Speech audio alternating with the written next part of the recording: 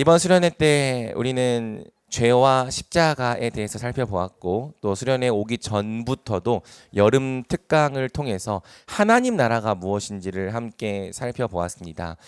수련회는 오늘로 끝나지만 여름 특강은 8월 31일까지이기 때문에 우리가 다음 주에는 우리 예수님의 승천과 보좌 우편에 앉으심 의미를 살펴볼 거고요.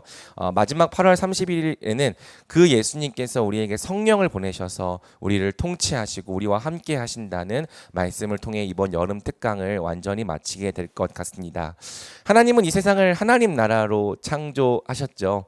하나님 나라는 우리 하나님께서 주인 되시고 왕 되시며 다스리는 나라입니다. 모든 피조물들과 더불어 우리 사람은 그 하나님의 통치에 순종하며 살아갈 때 그 하나님의 통치 질서 안에서 복과 안식을 충만하게 누립니다. 순종은 우리를 올가매는 무거운 짐과 부담이 아니라 그 질서 안에서 하나님의 복을 누리며 살아가는 굉장히 자연스러운 삶의 원리죠. 그러나 사탄은 우리를 속였습니다. 하나님은 부당하시고 선하지 않으신 분이라고 우리를 속였습니다. 그렇기 때문에 우리가 이런 생각을 갖게 됐죠. 하나님의 선하심이 나에게도 선한지 모르겠다. 내가 선과 악을 스스로 정하며 살아야지만 우리는 자유롭고 행복하다. 우리는 그러한 마음으로 하나님을 떠나갔고 그 하나님을 버린 결과 우리는 비참과 죄의 이 고통 속에 빠지게 되었습니다. 우리가 고통스럽고 우리가 모든 비참 가운데 살게 된 것은 하나님이 선하지 않기 때문이 아니라 우리가 그분을 버렸기 때문이라고 성경은 이야기하고 있습니다. 하지만 하나님은 그분을 버린 우리를 포기하지 않으셨고 여자의 후손인 예수 그리스도를 이 땅 가운데 보내주셔서 다시 우리가 영생을 회복하고 하나님 나라에 돌아올 것을 말씀하여 주셨죠.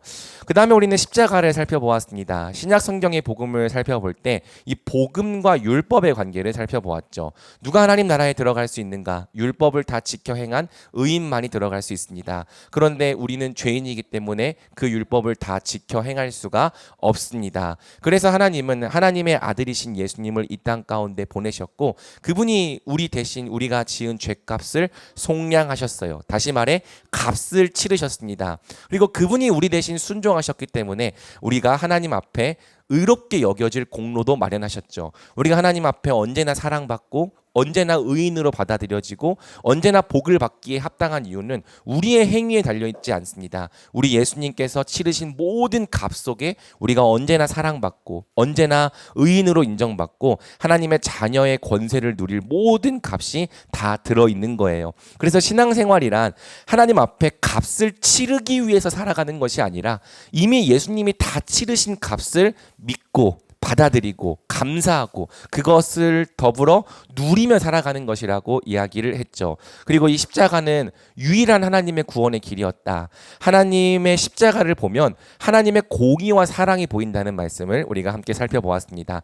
죄인을 반드시 죽여야 하는 하나님의 공의와 죄인을 살리기 원하셨던 하나님의 사랑이 한 자리 한 곳에서 만난 곳이 바로 십자가였죠. 그렇기 때문에 십자가를 알면 알수록 이것은 사람이 절대 고안해낼 수 없는 하나님의 지혜구나. 오직 예수님만이 유일한 구원의 길이다라는 사실을 우리는 확신하게 되는 거예요. 자, 이제 오늘 우리는 부활을 살펴볼 건데요. 우리가 사실 부활이라고 생각할 때 예수님께서 무덤에서 다시 살아나신 것만 부활이라고 생각하지만 조금 더 넓은 부활의 의미를 생각해 본다면 예수님이 무덤에서 되살아나시고 또 하늘로 올라가시고 하나님 우편에 앉으신 것까지가 다 부활입니다. 이것을 예수님의 높아지심이라고도 부르는데 오늘은 우리가 전체의 부활을 다 살펴보기보다는 좁은 부활의 의미, 즉 무덤에서 예수님이 다시 살아나신 것이 어떤 의미인지를 살펴보려고 해요. 그런데 의외로 사람들이 이 부활에 대해서는 잘 알지 못하는 것 같습니다. 제가 전도사 사역을 할 때 한 선생님께서 그렇게 물어보셨어요. 전도사님, 제가 십자가의 의미는 정말 클리어하게 잘 이해가 되는데 부활이 내게 어떤 의미인지는 잘 모르겠습니다. 그분이 신앙생활을 한두 해 하신 것이 아니거든요. 무려 50년 가까이 신앙생활을 해오셨습니다. 성품과 인품이 훌륭하셨기 때문에 저도 존경하는 분이었는데 그분이 아주 솔직하고 겸손하게 이렇게 고백을 하신 거예요. 아직까지도 부활이 내게 어떤 의미인지 잘 모르겠다. 그래서 제가 전도사기 때문에, 전도사는 또 모른다고 하면 안 되잖아요. 사실 모르면 모른다고 하면 되는데, 그래서 어쨌든 제가 그때 막 어떻게 열심히 설명을 했는데요. 근데 설명을 하면서도 저도 제가 무슨 말을 하는지 잘 모르겠는 거예요. 듣는 이 집사님의 얼굴이 막 이해가 되면서 저게 부활이구나 막 해소가 되는 것이 아니라 들으면 들을수록 모르겠다는 표정으로 바뀌어 가는 거죠. 그래서 다 설명을 드렸는데 예, 감사합니다. 이러고 가는 거예요. 그러니까 이해는 안 됐지만 어쨌든 열심히 설명해 준 그 노력에 감사하다라는 뜻이었겠죠. 저는 그게 충격이었습니다. 내가 부활을 안다고 생각을 했는데 막상 누군가에게 부활을 설명하려다 보니까 그 부활의 의미를 똑바로 설명할 수가 없더라는 거죠. 그리고 그 부활이 오늘 나에게 어떤 의미가 있는지를 제대로 전할 수 없는 것을 보며 내가 복음을 온전히 알고 있지 못하구나라는 생각을 했습니다. 여러분 어떻습니까? 여러분에게 부활은 무엇입니까? 지금 예수님이 부활하신 것은 여러분에게 어떤 유익과 영향을 끼치고 있습니까? 다시 말해 여러분은 부활 신앙을 가지고 살아가고 있습니까? 단지 부활 신앙이 먼 미래에 내가 죽으면 부활할 것이다 그 정도가 아니거든요. 예수님의 부활은 오늘 우리에게 현재적으로 미치는 주님의 능력입니다. 그렇기 때문에 우리가 십자가와 더불어 부활을 함께 알아야 하는 것이죠.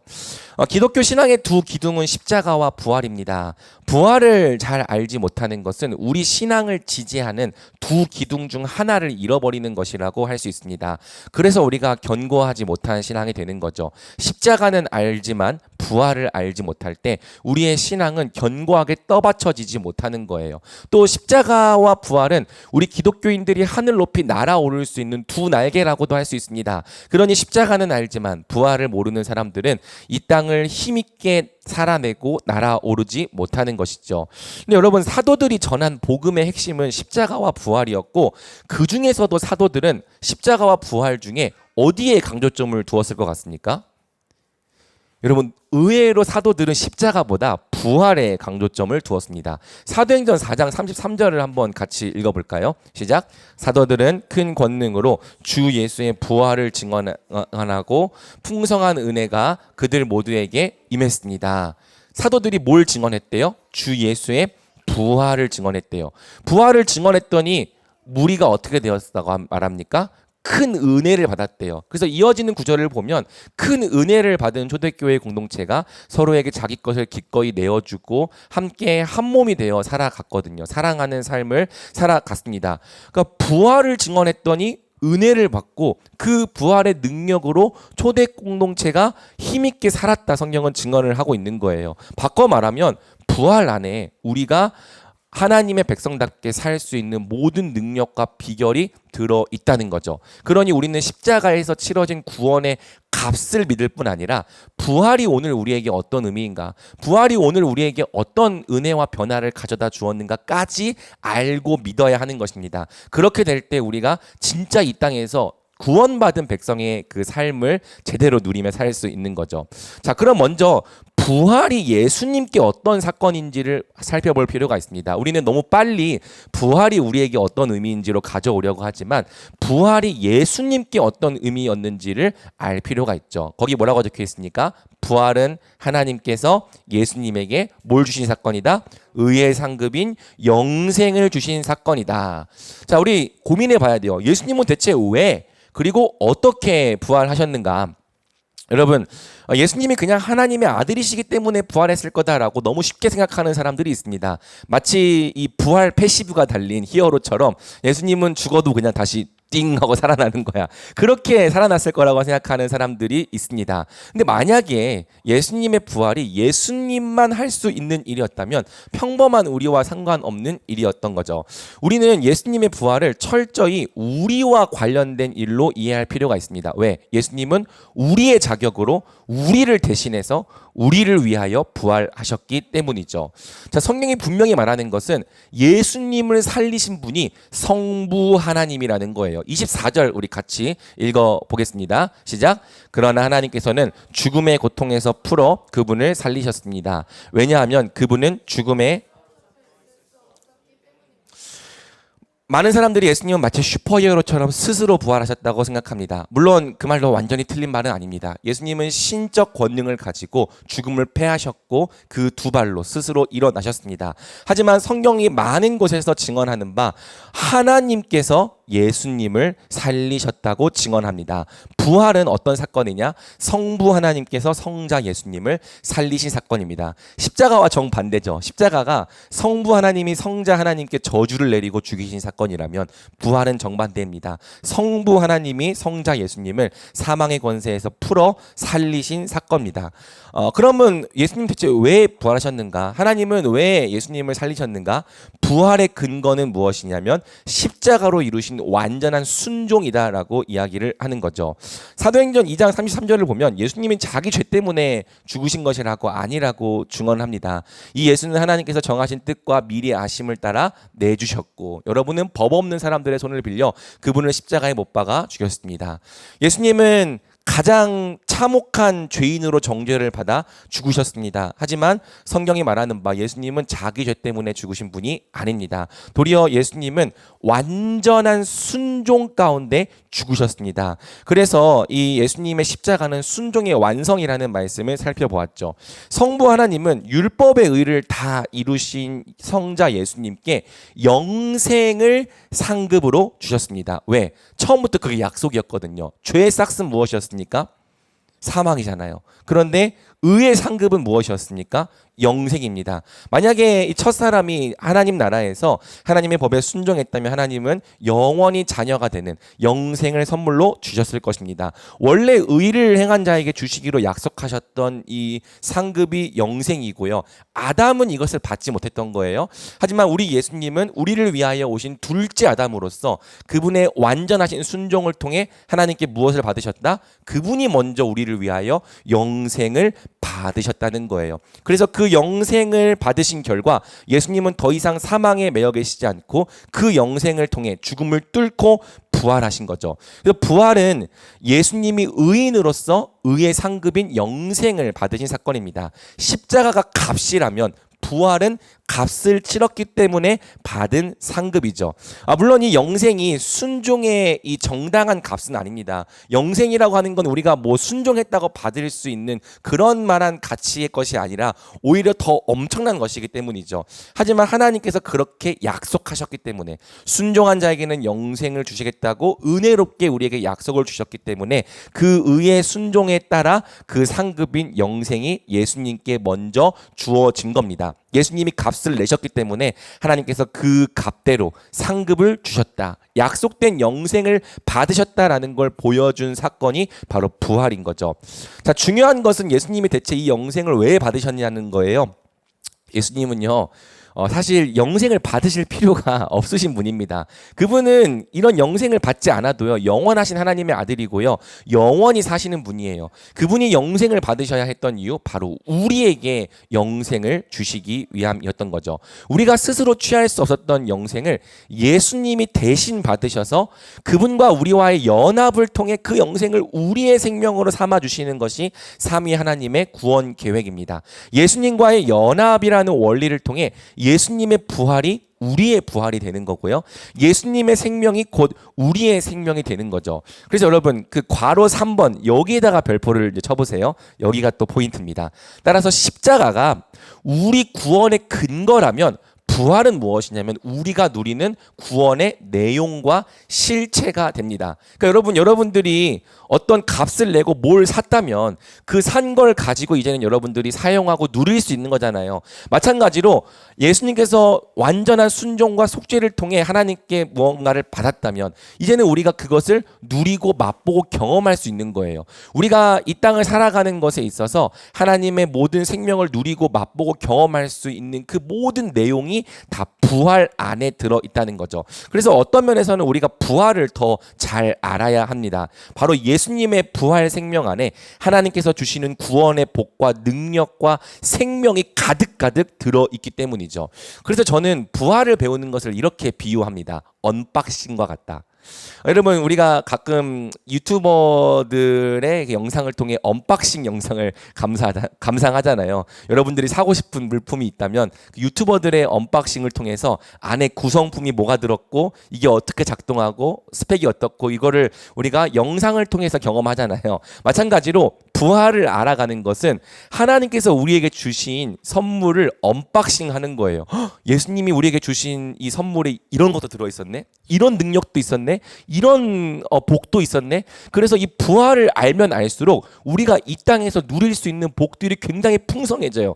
반대로 여러분들이 아무리 비싼 선물을 받았어도 그것을 언박싱하지 않고 그냥 집안 한 곳에 고이고이 모셔 놓았다면 여러분은 그게 분명히 집에 있지만 그것을 사용할 수 없고 누릴 수 없잖아요. 마찬가지로 부활을 알지 못하면 분명히 하나님께서 우리에게 엄청난 것들을 주셨는데 그거를 언박싱하지 않고 집안 한 곳에 어디 고이고이 모셔놓고 마치 아무것도 받지 못한 자인 것처럼 궁핍하게 살아가는 일들이 우리 신앙생활 가운데 벌어지는 겁니다. 여러분 부활의 의미가 이렇다면 우리가 부활을 진짜 잘 알아야겠죠.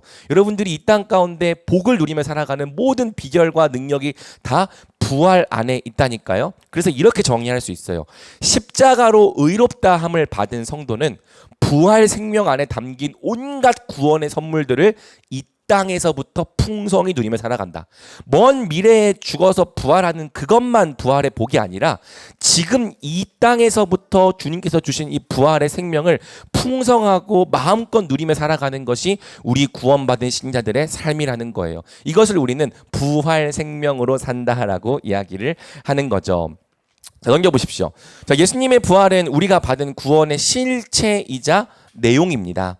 바로 그 예수님이 받으신 부활이 우리의 부활이기 때문에 예수님의 부활을 잘 살펴보면 거기 안에 들어있는 내용들이 우리가 누리는 구원의 내용이라는 걸 알 수 있어요. 사실 성경이 증언하는 모든 구원의 복은 다 부활 생명 안에 들은 복입니다. 제가 예제로 교리를 좀 써놨는데 중생, 거듭나는 거 이거 부활 때문에 주어지는 거거든요. 칭의, 우리가 하나님께 의롭다 여김받는 거 보겠지만 부활 때문에 사실 우리가 칭이 되는 겁니다. 성화, 거룩해지는 거 이것도 전부 다 부활 때문에 우리가 누리게 되는 복이거든요. 또 영화롭게 되는 거, 부활해서 영원한 몸을 입는 거 예수님의 부활 때문이고요. 우리가 이제는 함께 하나의 교회가 되어 살아가게 된 것도 예수님의 부활 때문이며 성도의 교제과 교통을 누리며 이제는 우리가 함께 하나님의 백성으로 살게 된 것도 모두 부활 때문인 거예요. 그래서 부활의 유익은 사실 이 한 번의 강의로 다 알 수가 없습니다. 우리는 평생 동안 이 부활이라고 하는 선물을 언박싱하면서 살아가야 되는 거고요. 성경 전체를 통해 부활이 얼마나 놀랍고 풍성한지를 자꾸 알아가야 하는 거죠. 그래서 오늘 우리가 배우는 내용은 이 부활의 아주 단편이다. 정말 이 패키지 중에 이 알짜배기만 좀 함께 살펴보는 거다라고 생각을 해주면 좋겠습니다. 자, 먼저 부활 안에는요 우리의 칭의가 들어있습니다. 왜? 부활은 먼저 예수님의 칭의였거든요. 여러분 만약에 예수님이 십자가에 달려 죽으신 채로 끝났다면 사람들은 예수님이 의인이라는 것을 알 수 없었을 거예요. 왜? 예수님은 가장 이 심각한 범죄자로 정죄를 당하셔서 죽으셨단 말입니다. 많은 사람들이 예수님이 죽으실 때 저 사람은 저런 죄를 지었기 때문에 죽을 만하다라고 생각을 했단 말입니다. 그래서 예수님이 십자가에 달려 죽고 끝나셨다면 그분이 진짜 의인이었는지 그분이 정말 하나님께서 의롭게 받아주시는 분인지 알 방법이 없었다는 거죠. 그런데 하나님께서 예수님을 인정하셨어요. 이 자는 죄가 없다. 이 자는 영생을 받기에 합당하다. 그래서 부활하게 하셨습니다. 그래서 예수님의 부활 사건은 하나님께서 만천하에 예수님은 의롭다, 의인이다라는 사실을 공표하신 사건이 되었다라고 성경은 말하는 거예요. 그래서 이 부활을 예수님의 칭의다라고 우리는 고백할 수 있는 거죠. 근데 예수님은 우리의 자격으로 부활하셔서 우리의 자격으로 의롭다 선언되셨단 말이죠. 그래서 우리가 그분과 연합하게 되면 그분과 연합된 우리 또한 예수님의 자격을 통해 하나님 앞에 의롭다 받아들여지는 것입니다. 한번 따라해 볼까요? 예수님의 칭의는 나의 칭이다. 한 번 더. 예수님의 칭의는 우리의 칭이다. 자, 이 구도가 이해가 됩니까? 예수님과 우리와의 연합이라고 하는 연결고리를 통해 그분이 받은 건 다 우리 것이 된다. 이렇게 생각을 해야 되는 겁니다. 자, 두 번째, 예수님의 부활은 예수님의 영생이면서 동시에 우리의 영생입니다. 예수님은 신성으로서는 영원히 살기에 합당하신 하나님의 아들이지만 또 인성으로서는 죽으실 수밖에 없는 연약함을 갖고 계신 분이었습니다. 하지만 예수님은 영생을 받고 인성으로서도 영원히 살게 되셨습니다. 그러므로 예수님의 영생은 그분과의 연합을 통해 또 우리의 영생이 되는 거예요. 여러분, 이때 중요한 것은 이 영생이 먼 미래에 우리의 소유가 되는 것이 아니라 예수님을 믿은 즉시 지금 우리의 소유가 된다고 성경은 이야기를 한다는 것이죠. 여러분, 제가 영생을 잘 정의해 주었잖아요. 단순히 영원히 길게 사는 게 영생이 아니라 영원하신 삼위 하나님과 사귀고 교제하며 살아가는 바로 여기에 영생의 본질이 있다고 말했잖아요. 근데 예수님의 부활 생명이 지어질 때, 우리에게 주어질 때 우리는 즉시 지금 예수님의 생명으로 부활하게 되는 거죠. 이걸 교리로 중생 또는 거듭남이라고 부르는 거예요. 또는 영적 부활이라고 부르는 거죠. 여러분, 전에 우리가 어떤 존재였습니까? 다 허물과 죄로 죽은 자들이었습니다. 세상 풍조를 따르고 공중 권세 잡은 자에게 종노릇하는 자들이었습니다. 물론 육체는 살아있죠. 그런데 영적으로는 죽었습니다. 왜? 사탄의 이 권세와 또 세상 풍조에 우리가 전혀 저항할 수 없기 때문에. 여러분, 죽은 물고기는 물살을 거스르지 못합니다. 물살이 흘러가는 대로 죽은 물고기는 떠내려갑니다. 그런데 우리가 만약 사탄이 끄는 대로 끌려다닌다면, 세상의 풍조가 이끄는 대로 거기에 종노릇하며 살아간다면 그 물살을 저항하지 못하면 죽은 것이다라고 성경은 말하는 거예요. 에베소서 2장 1절이 우리가 허물과 죄로 죽었다라고 이야기를 하는 거죠. 그렇지만 이제 부활 생명을 통해 영적으로 죽었던 자에서 우리가 이제 영적으로 산 자가 됩니다. 여러분, 살아난 순간 우리는 영적 세계에 속한 것들을 보기 시작합니다. 전에는 그게 보이지 않았거든요. 그런데 이제 보여요. 전에는 그걸 느낄 수 없었거든요. 근데 이제는 느껴요. 영적 세계에 속한 것들을 보고 듣고 만지고 믿음으로 인지할 수 있게 됩니다. 그게 우리 가운데 생명이 주어졌다는 증거죠. 그래서 부활 생명은요, 우리에게 완전히 새로운 중심, 새로운 성향, 새로운 의지를 가져다 줍니다. 그러니 부활 생명이 주어진 순간 우리는 이전과 똑같은 삶을 절대 살아갈 수가 없는 거예요. 어떤 것들을 누리게 될까? 먼저 우리는 부활 생명을 통해 하나님과의 사귐을 회복하게 되죠. 하나님의 살아계심을 인지하게 됩니다. 우리가 전에는 하나님을 생각할 때 그저 막연한 존재, 추상적인 존재로 생각을 했거든요. 그런데 부활 생명이 우리에게 주어지는 순간 하나님 정말 살아계시는구나, 그분이 내 아버지시구나라는 게 우리 가운데 믿음으로 수납됩니다. 그러니까 기도가 바뀝니다. 이전에는 우리가 막연한 존재에게 주문을 외우듯이 기도를 했고요. 기도를 하면서도 이것이 정말 하나님께 받아들여진다는 확신이 없었거든요. 그런데 이제 하나님을 알게 되니까, 그분을 느끼고 인지하게 되니까 기도할 때마다 하나님 정말 여기에 나와 함께 계시는구나, 그분의 실존을 느끼고 하나님과 교제하는 삶이 우리 가운데 시작되는 겁니다. 예배도 바뀌죠. 이제까지 예배는 막연한 존재 앞에서 행하는 종교적인 의식이었습니다. 그러니까 그냥 억지로 이곳에 와서 앉아있고 그걸 다 하면은 내 할 일 다 했다라고 생각하는 종교적인 형식에 불과했죠. 그런데 부활 생명이 주어지는 순간 이제 이 예배 가운데 하나님이 계신다는 게 보인다니까요. 그래서 그 하나님 앞에 내가 반응하게 되죠. 그 하나님의 사랑 앞에 반응하고 기쁨으로 감격하고 그분이 행하신 일들 앞에 우리가 감사와 찬양을 선포하고 또 그분의 거룩하심 앞에 우리가 엎드리고, 여러분, 이러한 인격적인 반응으로 예배를 드릴 수 있게 되는 것 다 우리에게 부활 생명이 주어진 증거입니다. 또 부활 생명은 우리에게 어떤 변화를 가져다 주냐면 신령하고 영적인 젖을 사모하게 된다는 거. 이게 정말 우리에게 부활 생명이 주어졌다는 증거입니다. 우리 베드로전서 2장 2절을 한번 같이 읽어 보겠습니다. 있죠? 시작.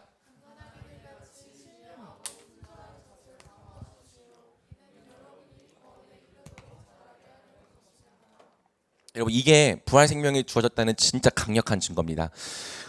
제가 이제 새 아이를 낳았는데 이 새 아이 다 태어났을 때 가장 먼저 뭘 했겠습니까?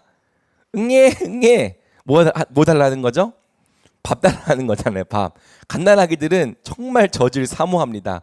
2시간마다 한 번씩 때에 맞춰서 꼬박꼬박 밥을 주지 않으면 정말 몇십 분이고 울어 제낍니다.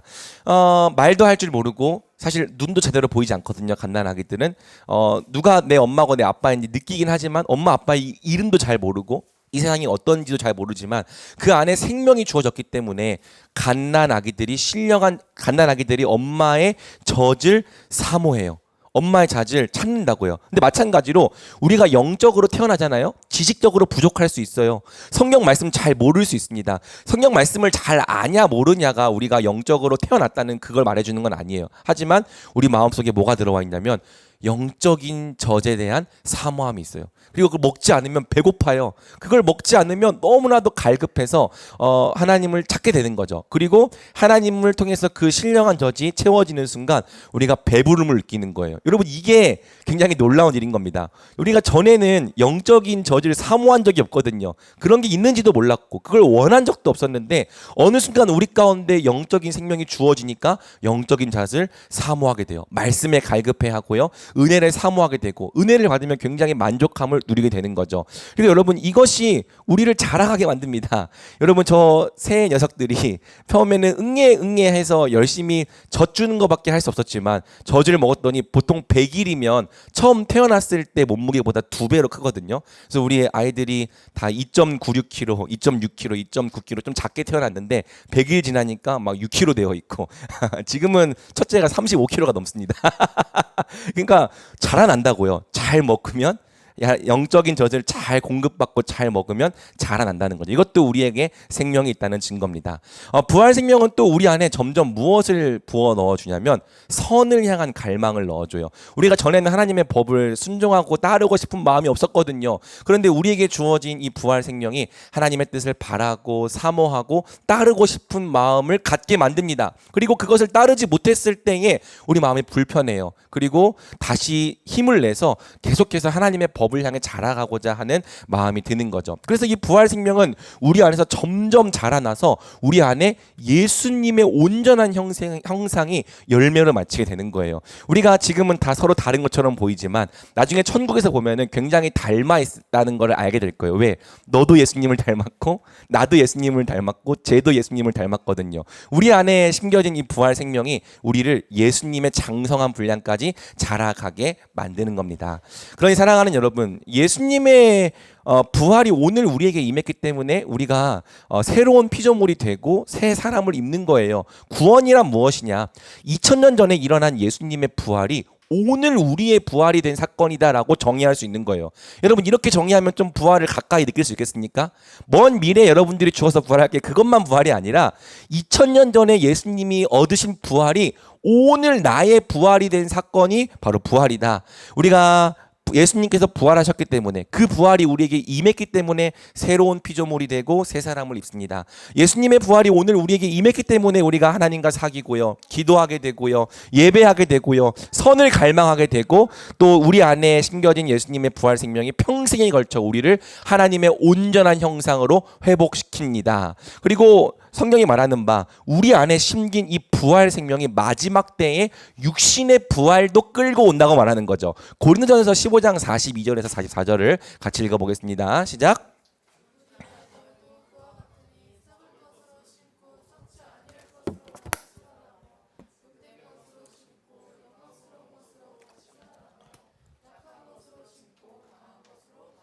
자, 다음 절. 육의 몸으로 심고 신령한 몸으로 다시 살아나느니 육의 몸에 있은즉 또 영의 몸도 있느니라.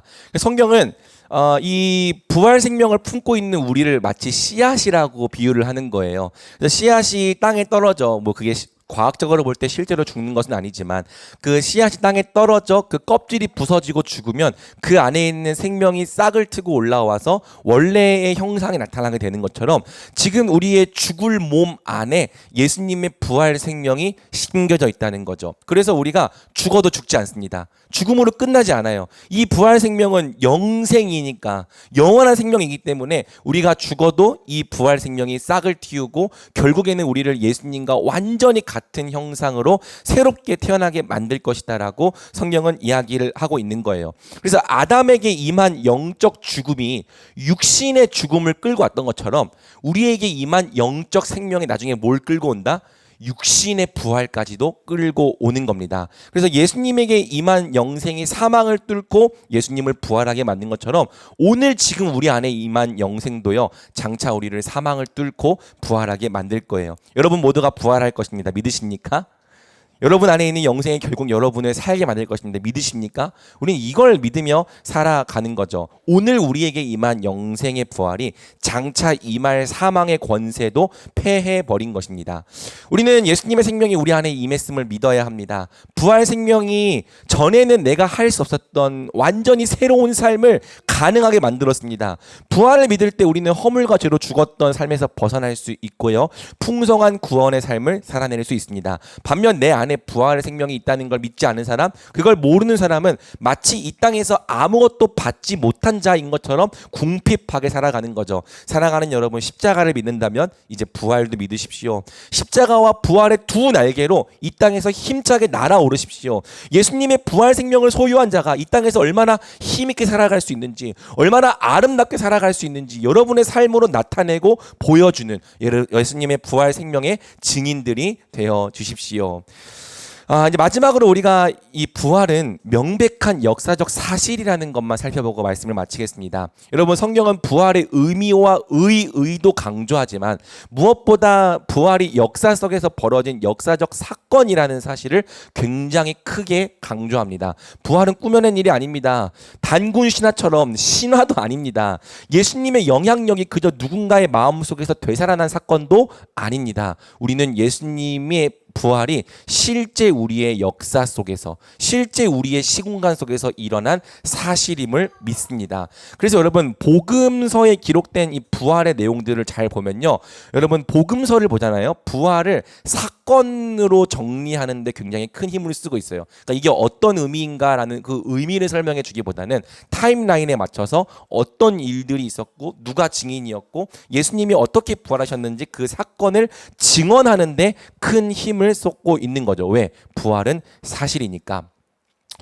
부활의 가장 큰 증거는 빈 무덤이죠. 대제사장들과 경비병들로 하여금 대제사장들이 경비병들로 하여금 예수님의 무덤을 지키게 했단 말입니다. 큰 돌로 입구를 막기까지 했어요. 그리고 예수님의 제자들은 절대 예수님의 시신을 훔쳐갈 만한 그런 위인들이 아니었죠. 근데 그럼에도 불구하고 무덤은 비어 있었단 말입니다. 만약 예수님이 실제로 부활하지 않으셨다면 무덤은 절대로 비어 있을 수 없었을 것입니다. 당시에 무덤이 빈 것을 많은 목격자들이 보았습니다.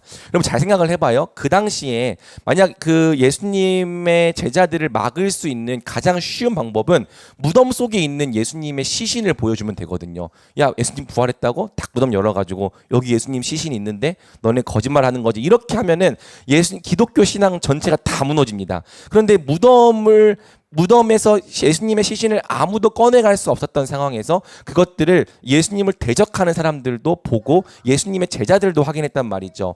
그래서 이 대제사장들은 이 빈 무덤이 부활의 증거라는 걸 뒤집기 위해서 도적설을 흘렸습니다. 예수님의 제자들이 그 예수님의 시신을 훔쳐갔다. 그래서 이 1세기 때 그리스도인들과 유대인들의 논쟁을 살펴보면은 아무도 무덤이 비어 있었냐 안 비어 있었냐 그걸로 싸우지 않아요. 왜냐하면 무덤이 비어 있었던 게 너무 확실했기 때문에. 그럼 무엇 때문에 싸우느냐?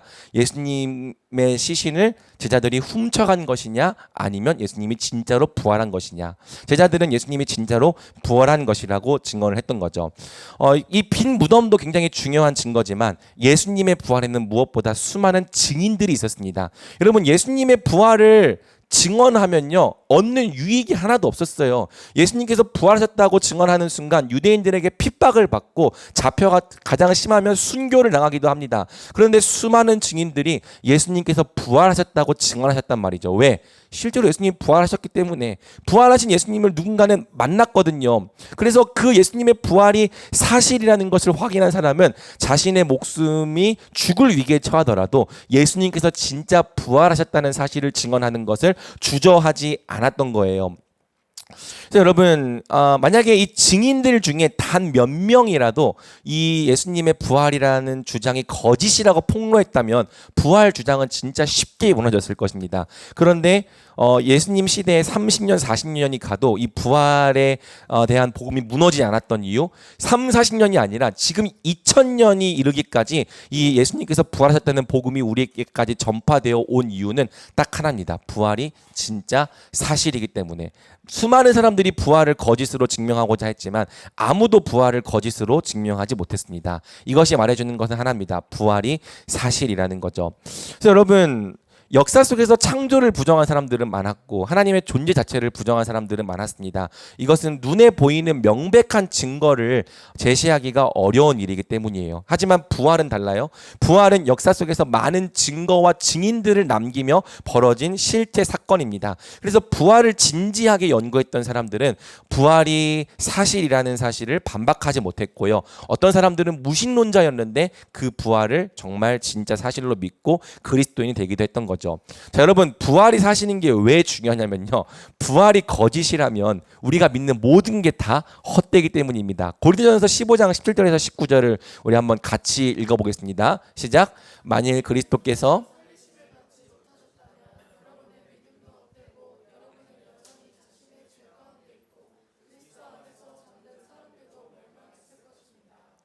만일 우리가 그리스도 안에서 가진 소망이 이 세상의 생명뿐이면 모든 사람들 가운데 우리가 가장 불쌍한 사람들일 것입니다. 아멘. 여러분, 제가 신앙생활을 하다 보면서 많은 사람들과 대화를 나누다 보면 의외로 부활을 하나의 신화쯤으로 생각하는 사람들이 많습니다. 에이, 그게 진짜 일어난 일이겠어? 그리고 내가 부활할 거라는 그 진리에 대해서도 그게 진짜 내 현실 속에서 일어날 거라고 생각하는 사람들이 그렇게 많지 않습니다. 그럼 어떻게 생각하는가? 그냥 예수님의 부활 같은 신화 같은 이야기는 접어두고 그냥 내가 이 땅에서 만족함을 누리고 내가 이 땅에서 평안함을 누리고 내가 이 땅에서 좀 더 지혜롭게 살면 그게 잘 사는 거지라고 생각하면서 도덕적이고 인사이트적이고 철학적인 의미에서 종교 생활을 하는 사람들이 많습니다. 근데 저는 신앙생활의 목적이 거기에 있다고 생각하지 않아요. 마음 수련이 우리 신앙생활의 목적이라면 불교 가사 해도 괜찮습니다. 여러분, 삶을 살기 위한 인사이트와 철학을 얻는 게 목적이라면요, 이 세상에 나와 있는 좋은 책들 많습니다. 뭐하러 여기 와서 이거 듣고 있어요? 정말 세계 내노라고 하는 유명한 강사들의 강의를 지금도 인터넷만 틀면 다 들을 수 있는데, 그런데 우리가 여기에 모여서 예수 그리스도의 제자로 살아가려고 힘쓰는 이유가 뭐냐면요, 부활이 사실이기 때문에. 그분을 믿고 그분 안에서 인내하고 끝까지 이 길을 완주하는 자는 반드시 그분 안에서 함께 부활하고 그분과 함께 영원한 나라에 살아갈 것임을 믿기 때문인 거죠.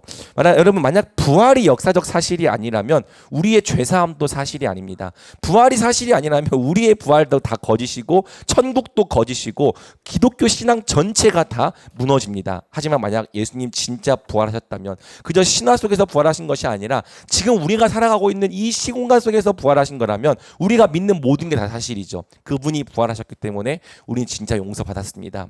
그분이 부활하셨기 때문에 우리에게 천국이 있습니다. 그분이 부활하셨기 때문에 지금 우리가 누리는 영생이 사실입니다. 이 부활의 역사성은 우리 믿음을 현실에 뿌리 박히게 만드는 거예요. 우린 단순히 어떤 신화나 어떤 신비주의 그런 것들을 쫓으며 살아가는 사람들이 아니라 부활이 진짜 사실이고 예수님의 부활이 진짜 현실인 것을 믿고 이 땅에서 하나님이 살아계신 현실을 현실로 고백하며 살아가게 되는 거죠. 믿지 않는 사람들에게는 하나님이 없는 현실이 현실이겠지만 우리는 하나님이 살아계신 현실이 진짜 현실인 겁니다. 예수님께서 지금 보좌 우편에 앉아 계시고 마침내 다시 오셔서 우리를 부활하게 하실 거라는 것이 현실입니다. 그런 의미에서 저는 기독교인들이 현실주의자라고 생각해요. 근데 그 현실주의자들은 하나님이 살아계심을 믿는 현실, 우리 예수님께서 우리와 함께 부활하게 하실 것을 믿는 현실인 거죠. 사랑하는 여러분, 우리 예수님 진짜 부활하셨습니다. 믿으십니까? 우리는 진짜 사실을 믿고 있는 거예요. 진리를 믿고 있는 거예요. 여러분들이 예수님의 부활을 믿고 그 부활 안에 살려고 한다면 이 믿음은 우리를 결코 부끄럽게 하지 않으실 것입니다. 우리 여러분, 이 땅으로 또 돌아가서 세상에서 여러분 힘내서 살아갈 때 예수님께서 우리에게 베풀어 주신 그 부활 생명 가운데 또 심겨서 그 생명으로 이 땅을 살아내는 우리의 사랑하는 말씀이들 되기를 우리 주님의 이름으로 축복합니다.